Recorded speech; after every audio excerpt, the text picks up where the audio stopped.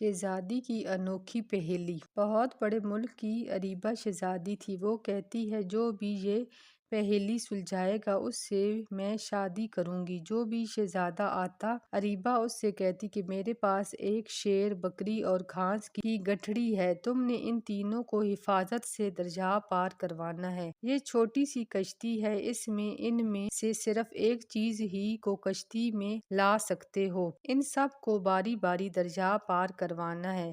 اگر تم شیر کو لے جاؤ گے تو بکری گھاس کھا جائے گی، اگر تم گھاس کو لے جاؤ گے تو شیر بکری کو کھا جائے گا۔ بہت سے شہزادے آتے ہیں لیکن کوئی بھی یہ پہیلی سلجھا نہیں سکتا، ان میں سے ایک نہ ایک چیز ختم ہو جاتی۔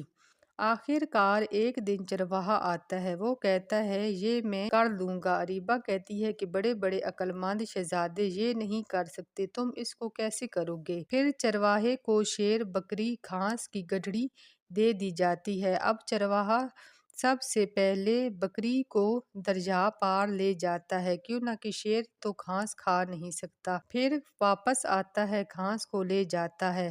اب دریا کے پار گھاس کو رکھ دیتا ہے، بکری کو واپس کشتی میں بٹھا کر لے آتا ہے، اس کو وہاں چھوڑتا ہے، پھر شیر کو لے جاتا ہے، اس کو گھاس کے پاس چھوڑ کر پھر بکری کو لینے جاتا ہے۔ اب تینوں دریا پار کر لیتے ہیں، چرواہا جیت جاتا ہے۔ اب وعدے کے مطابق شہزادی کی شادی چرواہے سے ہو جاتی ہے، چرواہا اپنی عقل مندی سے بادشاہ بن جاتا ہے، اب ہنسی خوشی محل میں رہنے لگتا ہے۔